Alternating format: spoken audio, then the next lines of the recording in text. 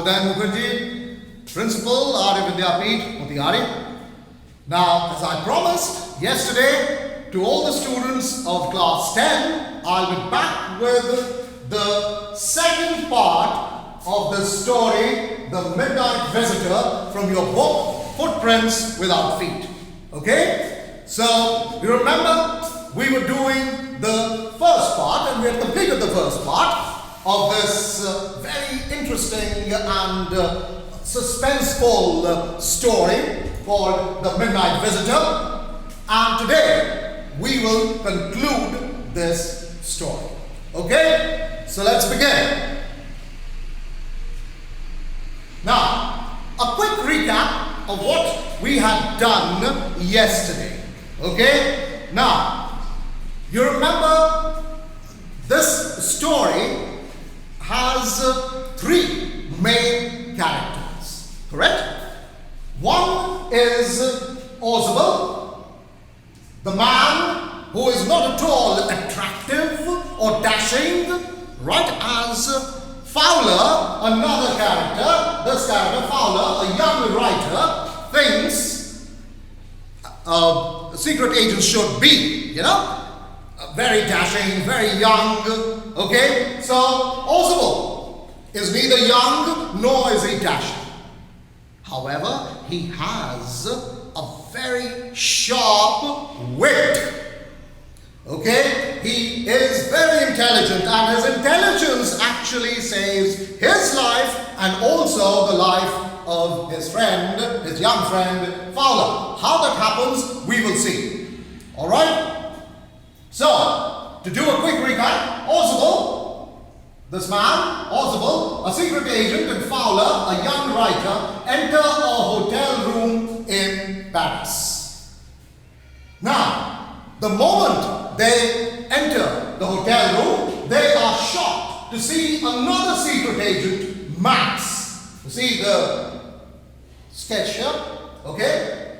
Fowler and Ozable and Max, who is another secret agent.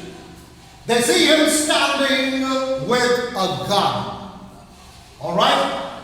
And then Max says that he wants a secret report on missiles from Ozable, which is about to arrive. Okay, so he's there to take away by force a secret document which is about to arrive for Ozable. Alright, so he is there to take away the report from him.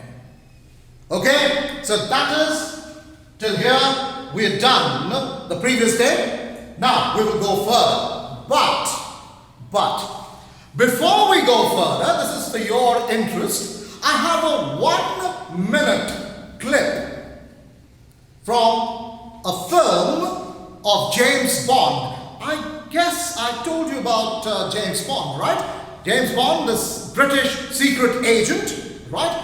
Many films have been made in Hollywood on James Bond, okay? So, the young, dashing secret agent, right, which is there in Fowler's mind, is something that you will get to see in this clip. So watch this clip. Very suspenseful clip. Watch it, you'll enjoy it. Alright? And then we'll go ahead with the story. So watch this clip.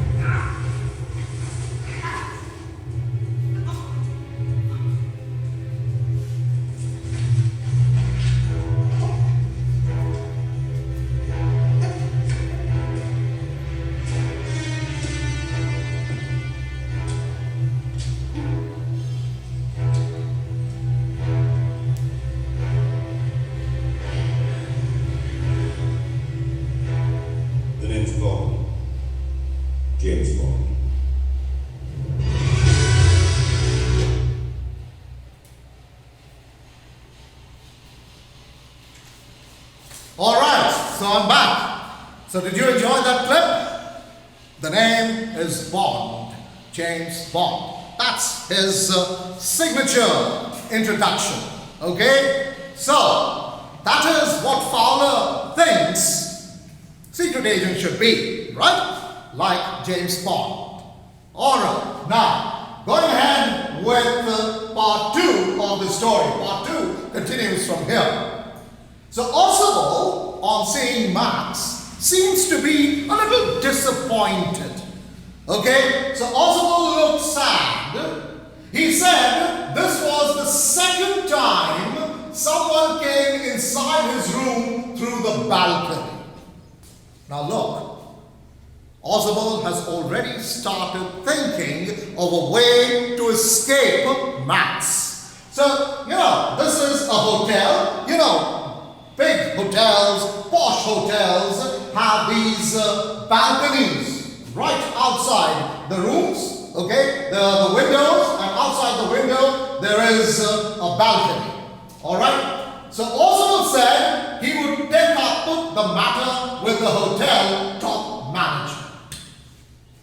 So Oswald says that there is a balcony which has been used even earlier for people to come inside his room. Okay? Now, Max was the second man to enter his room as an uninvited, unexpected person before Max. Right? So Max is the second. Even earlier, there had been another person who entered his room through the balcony like this. Right? The man must have climbed the balcony and then entered the room through the window. Alright? So that is what Oswald says. Now, remember, there's something to remember here. Please remember, it is the way, the convincing, the believable way or manner in which Oswald says the things that is very interesting. That is the interesting point here. How believable can you make things? Even if you are telling a lie, you have to make things very believable, very convincing. And that is what Oswald does. Okay? Now here, I would like to read out one small paragraph for you from the book. Alright, this book, Footprints Without Feet. Now, if you go to chapter 3, The Midnight Visitor, on page 16, there is a small paragraph where Oswald describes the balcony outside his window. And how convincingly, how believably he says it. That is what I want to highlight here. Alright? So, just pay attention to the small paragraph. So, Oswald says, "It is not my balcony." So this balcony outside my window, it is not my balcony. It belongs to the next apartment. He glanced explanatorily at Fowler. Explanatorily means in a way as if he is trying to explain something. Okay? So he said, "You see, this room used to be part of a large unit. And the next room, through that door there, used to be the living room. It had the balcony which extends under my window now. So this balcony isn't mine, it belonged to the next apartment. However, it extended. If this is the next apartment, it extended to his window, under his window. And this is the way that people use in order to enter his room." So believable, isn't it? People would easily believe him. You can get onto it from the empty room 2 doors down. So you can also climb this balcony very easily. And somebody did last month. The management promised to block it off. So the management, he had spoken to the hotel management, and the hotel management said, "All right, we are going to block this balcony. However, they did not do anything, but they haven't. See how very convincingly he says things. And Max believes him. Okay? So Max was surprised. He said that he did not know there was a balcony outside the window, and he had used a master key. So Max says, oh really? There is a balcony outside the window? My goodness, if I knew, I would have also used that. Okay? So I had to work on a master key, I had to get a master key, and then open the door and then enter your room. If I knew that there was a balcony outside, I would have used it. Okay? So he believes also. Right. Now, going ahead. As the wait had to be till midnight for the report to arrive, the three waited nervously. Fowler was stiff with fear. Now Fowler was becoming a little too scared. Remember, he was asking for thrill. Now he is getting scared. Just then, as the three of them waited, there was a tap on the door. Tap is, khatkhatana, knocking. So there was a tap. There was some knocking on the door. Oswald smiled and said it was the police. Now, to the horror of Max, Oswald said, there we are. The police have come. He said he was concerned about the extra protection. As such, an important report was reaching him. See, again, how believably, how convincingly he says things. He says, well, I have informed the police, yes, because I am supposed to get a very important document today, and I need extra protection. So, I have called up the police and asked them to check on me time to time so that I'm safe. Look how convincing he is. Okay? And Max again believes him. So he had informed the police to check on him to ensure his safety. So Oswald said, well, I'd inform the police to check on me so that I'm safe, so that nobody harms me because of that secret document. Now here again, I would like to read out a few sentences which proves the presence of mind. The kind of presence of mind that Oswald had.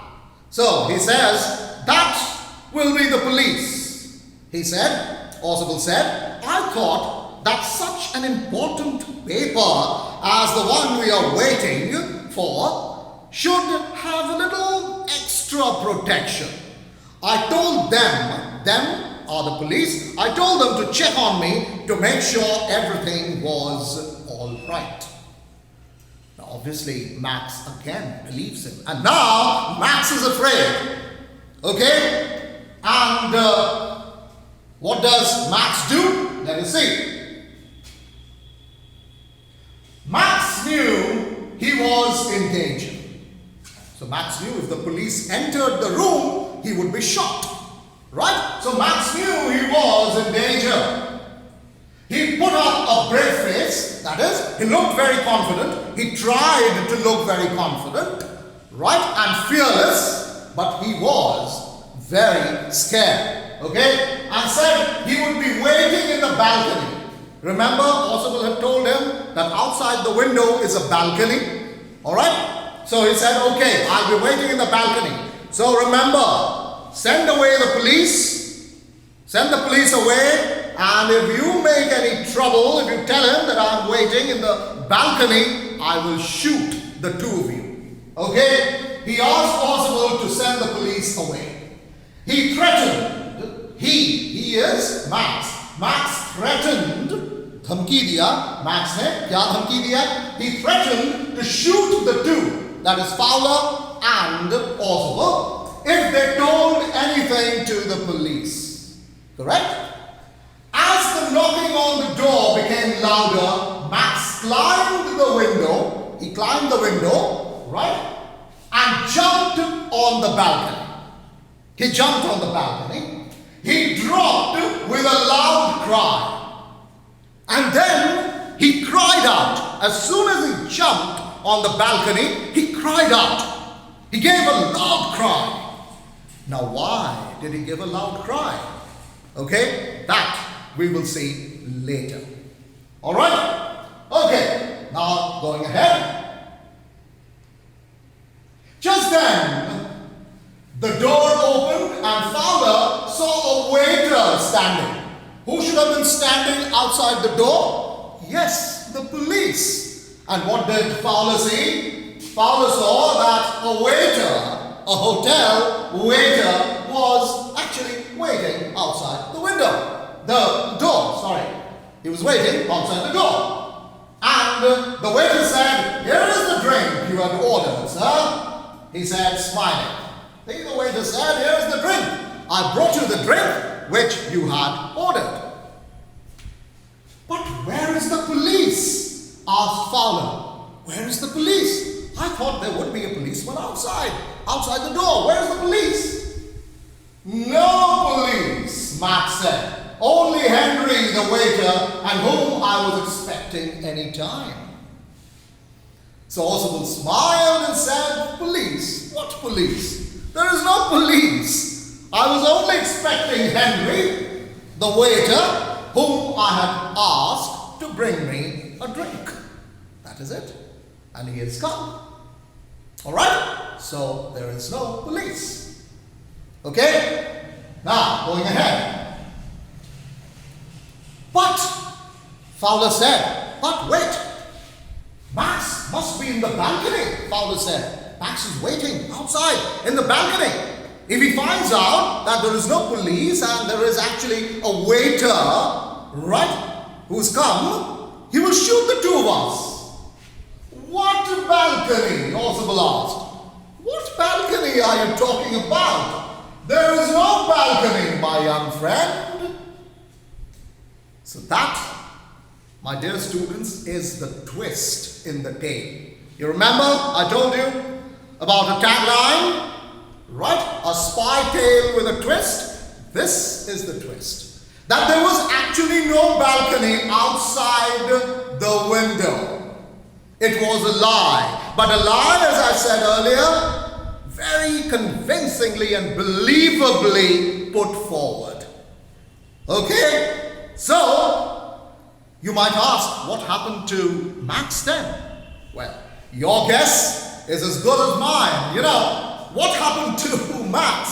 Max must have jumped from the window. I remember they were right on possibly the 5th or the 6th floor, and he fell from upstairs, you know, right from one of the floors, right on the 5th or 6th floor. He fell from there onto the ground below. So he might have lost his life. Probably he must have lost his life, or he was grievously, very seriously injured. Right? So that is what happened. So now you know what I told you earlier. You remember when Max jumped from the window, he gave out a loud cry. Remember?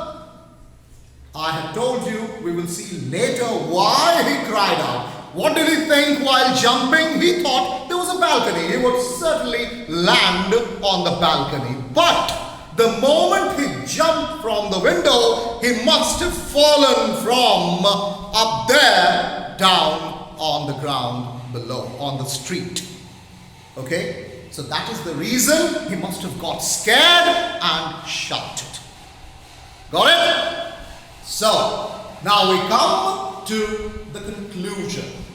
Now this is where the story ends, right?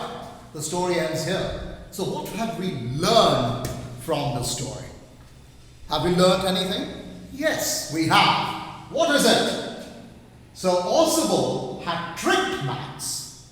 Max को वो धोखा दिया था. Oswald को अपनी जान बचानी थी. नहीं तो मैक्स शायद उसे मार डालता। एक तो वो रिपोर्ट भी ले लेता और छोड़ता तो नहीं, मार ही डालता। So he had to save himself. So Oswald had tricked Max.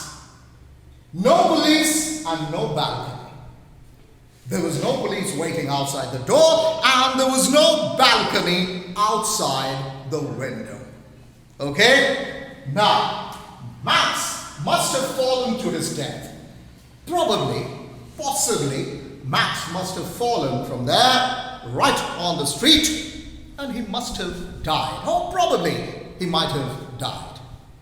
So, what is the conclusion? Not looks, but wit, intelligence, ready intelligence, is the key to being a good secret agent, which Possible proves to be. So what is the conclusion you draw? That you do not have to go by looks. You don't have to be James Bond, really. You may be a very ordinary secret agent. However, you must have ready wit. You must have ready intelligence in order to survive and in order to be a really good secret agent. And that Oswald certainly was, isn't it? So good. Thank you for listening. I'm sure you enjoyed this story. This is a very interesting story. So I hope you have enjoyed it. So go through this chapter again, all right, and do the homework. It's a must. All right, I'll send you over the notes, and you must do the homework for self-assessment. Got it? So thank you again. And until we meet again with another story or possibly another poem, it's goodbye from me. Bye-bye.